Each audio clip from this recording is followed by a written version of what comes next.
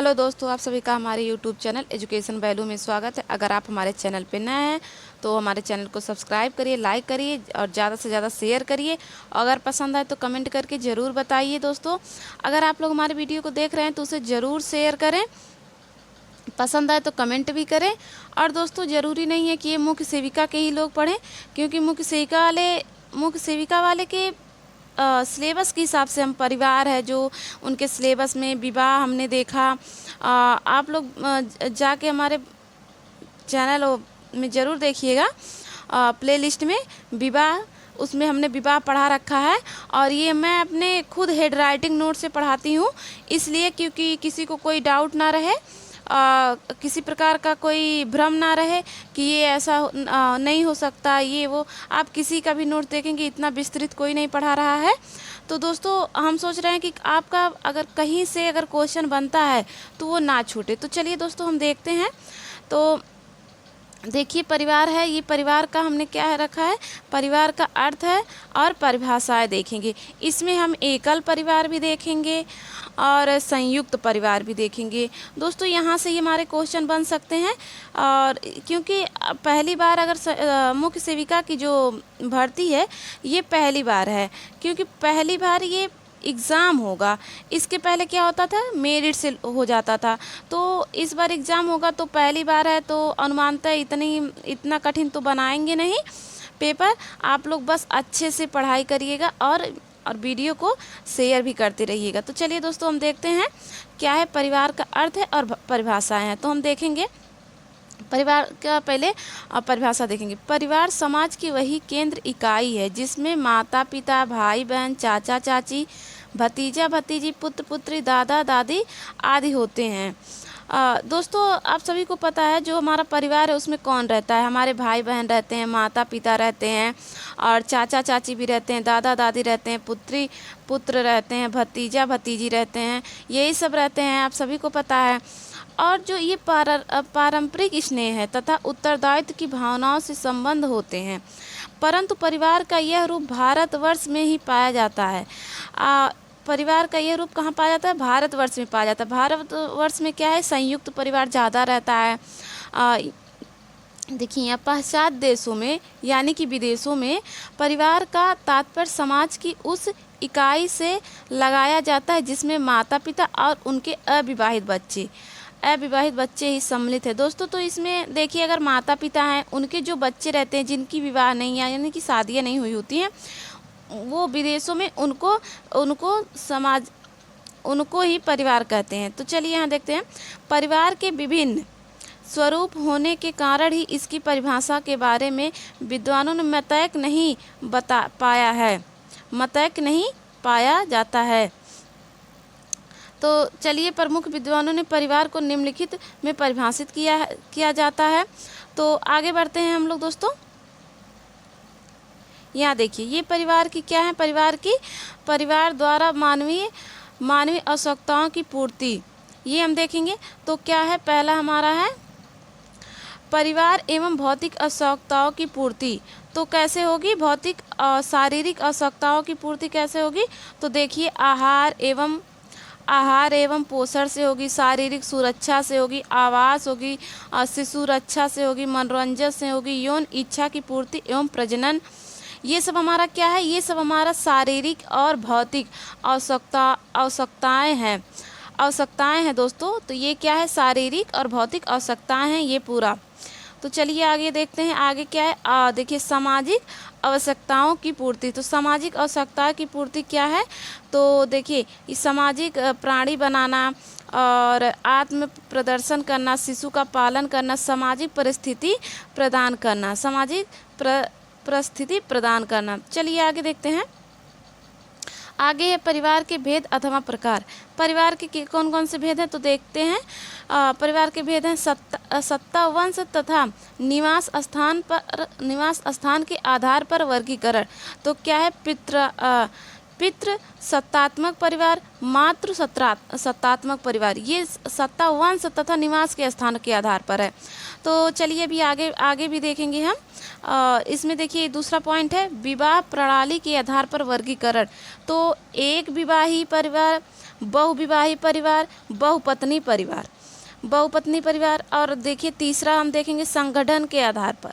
ये है संगठन के आधार पर दोस्तों, एकाकी परिवार, संयुक्त परिवार। ये अभी हम दोनों अच्छे से परिभाषा के साथ पढ़ेंगे, डिफाइन करेंगे। तो चलिए यहाँ देखते हैं समाजीकरण में परिवार की भूमिका क्या है।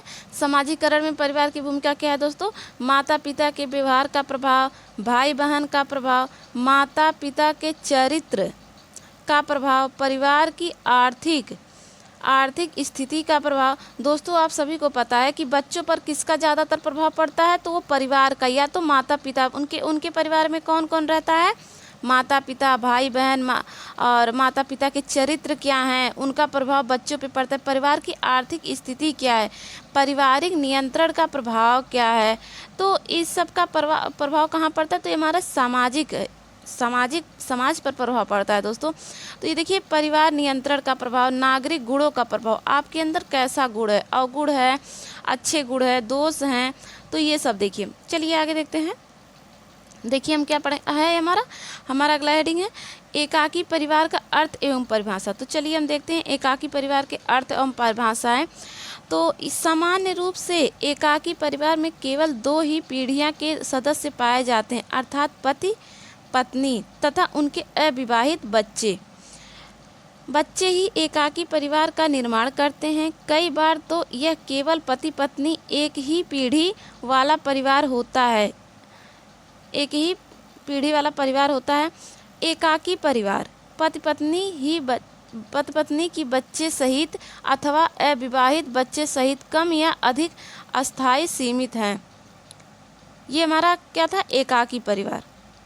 एकाकी परिवार के प्रमुख लाभ देख लेंगे, ये इम्पोर्टेंट है, अगर क्वेश्चन में पूछ सकता है, जैसे क्या एकाकी परिवार के लाभ कौन से हैं, कौन से नहीं हैं। तो अगर आप लोग ये देखे रहेंगे या पढ़े रहेंगे तो ज़रूर बता पाएंगे, या उस पर ट्रिक ही लगाना है, ऑब्जेक्टिव है तो ज़रूर अच्छे से ध्यान दीजिएगा अगर आप लोग एग्ज़ाम के टाइम, और ये आप लोग नोट्स बना लीजिएगा। चलिए, एकाकी परिवार में पति पत्नी को अपनी गृहस्थी को संचालित करने की पूर्ण स्वतंत्रता एवं सुविधा रहती है। दोनों परस्पर सहमति एवं सूझबूझ द्वारा सभी निर्णय लेते हैं। अगर एकाकी परिवार में दोस्तों एग्जाम्पल के तौर पे आप लोग मान लीजिए, अगर आपके माता पिता हैं, अगर वो आपके माता पिता हैं और आप लोग हैं, तो अगर कोई काम कर रहे हैं, अगर कोई आपके माता पिता काम कर रहे हैं तो किसी अन्य से तो नहीं पूछेंगे, वो क्या करेंगे, आपस में आपके माता पिता आपस में ही राय लेंगे, निर्णय लेंगे कि कौन सा कार्य सही है, कौन सा कार्य नहीं सही है, और उनमें क्या होगा, कलश भी नहीं होगा, यानी कि झगड़े नहीं होंगे, सहमति से वो अपना सूझबूझ के निर्णय ले सकते हैं। तो चलिए अगला है, सभी प्रकार के रिश्तेदारों व संबंधियों में एकाकी परिवार के प्रति सहानुभूति का व्यवहार रहता है। अगला देखते हैं, ये हमारा अगला है, एक प्रकार के परिवार में पति पत्नी अपनी संतान की समुचित शिक्षा का प्रबंध करते हैं तथा उनके उज्जवल भविष्य हेतु सदैव प्रयासरत रहते हैं। इसका प्रमुख कारण बच्चे की कम संख्या है। अगर परिवार में दोस्तों आप लोग समझिएगा, अगर परिवार में एक बच्चा है और अगर किसी परिवार में 2 या 3 बच्चे हैं, तो ये इस बच्चे पे ज़्यादा ध्यान दिया जाएगा कि ये जहाँ 2-3 बच्चे हैं वहाँ ध्यान दिया जाएगा। तो आप सभी को पता है जहाँ 3 बच्चे रहेंगे वहाँ ध्यान तो दिया जाएगा दोस्तों, लेकिन इसके अपेक्षा कम दिया जाएगा। अगर एक बच्चा है, आप लोग खुद पे एक इमेजिन करिए, अगर आपके घर में एक बच्चा है और अगर किसी के घर में 2 से 3 बच्चे हैं, तो इसके ऊपर इसका लालन पालन और इसके लालन पालन में अंतर मिलेगा। इसकी पढ़ाई, इसकी शिक्षा दीक्षा और इनकी शिक्षा दीक्षा में आप लोगों को फ़र्क देखने को मिलेगा, क्योंकि ये 2 हैं या 3 हैं, तो तीनों पे ध्यान देना। यहाँ क्या है, एक पे ध्यान देना। तो वही ये है कि कि अगर मतलब कम बच्चे हैं तो उनके उज्जवल भविष्य के लिए उनमें ज़्यादा, अगर संख्या में बच्चे कम है तो उन पे माता पिता क्या है, ज़्यादा ध्यान देते हैं। तो चलिए आगे अगला पॉइंट देखते हैं। हमारा पॉइंट है, एकाकी परिवार का प्रत्येक सदस्य अपने अपने कार्य को पूर्ण उत्तरदायित्व के अनुसार करता है, जिससे आलस्य और कामचोरी की भावना विकसित नहीं होती है। ठीक, और आगे देखते हैं। एकाकी परिवार में प्रत्येक व्यक्ति के व्यक्तित्व का विकास ठीक प्रकार से हो जाता है। व्यक्तित्व के विकास की दृष्टि से एकाकी परिवार को संयुक्त परिवार से श्रेष्ठ माना जाता है। समाजीकरण की दृष्टि से भी यह उत्तम परिवार है, क्योंकि इसमें माता पिता का सारा ध्यान अपने बच्चों पे रहता है। चलिए यहाँ देखते हैं संयुक्त परिवार। अब हम क्या देखेंगे दोस्तों, संयुक्त परिवार की परिभाषाएं और अर्थ। भारतीय समाज में पारंपरिक रूप से पाए जाने वाले परिवारों को समाजशास्त्री भाषा में संयुक्त परिवार कहा जाता है। संयुक्त परिवार प्रत्यक्ष और परोक्ष रूप से परस्पर संबंधी विभिन्न पीढ़ियाँ सामान्य रूप से 3 या अधिक, कितनी पीढ़ियाँ माना जाता है, सामान्य रूप से 3 या अधिक के सदस्य का एक प्राथमिक समूह है, जिसे सदस्य सामान्य आय व्यय में योगदान देते हैं तथा एक धर्म के अनुयायी होते हैं। ये क्या कह रहा है दोस्तों, आप लोग थोड़ा ध्यान दीजिएगा कि संयुक्त परिवार में जो होते हैं वो वो वो सारे सदस्य आय में व्यय में सभी लोग मिलकर योगदान देते हैं और एक धर्म के अनुयायी होते हैं।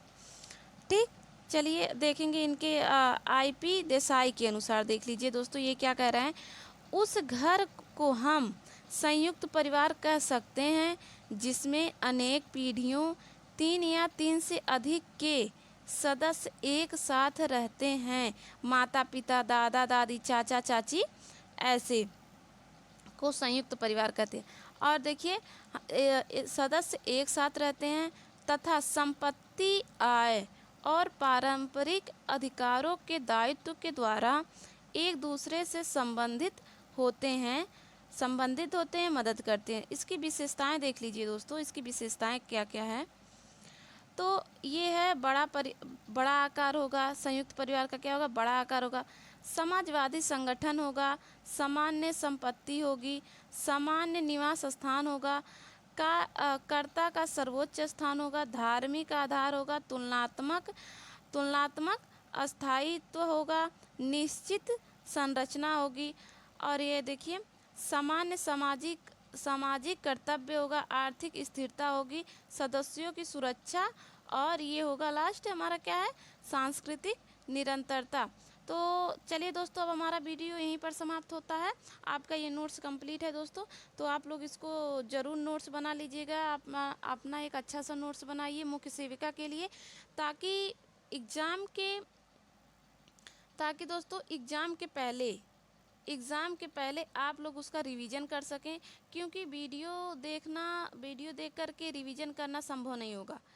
तो अगर हमारा वीडियो आप सभी को पसंद आया तो हमारे वीडियो को लाइक करिए, सब्सक्राइब करिए और ज़्यादा से ज़्यादा शेयर करिए दोस्तों। कमेंट करके आप लोग ज़रूर बताइए कि हमारा वीडियो आप लोगों को कैसा लगा।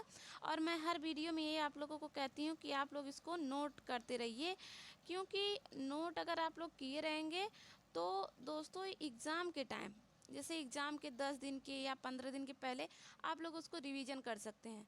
और रिवीजन बहुत ही अच्छी चीज़ है, और प्रैक्टिस करते रहिएगा दोस्तों। अभी तो आप लोग ज़्यादा कुछ पढ़े नहीं हैं, हम आप लोगों को प्रैक्टिस भी करवाएंगे और कैसे कैसे क्वेश्चन बनेंगे ये भी करवाएंगे।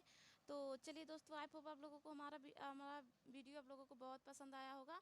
तो इसे प्लीज़ आप लोग शेयर करते रहिएगा। धन्यवाद दोस्तों।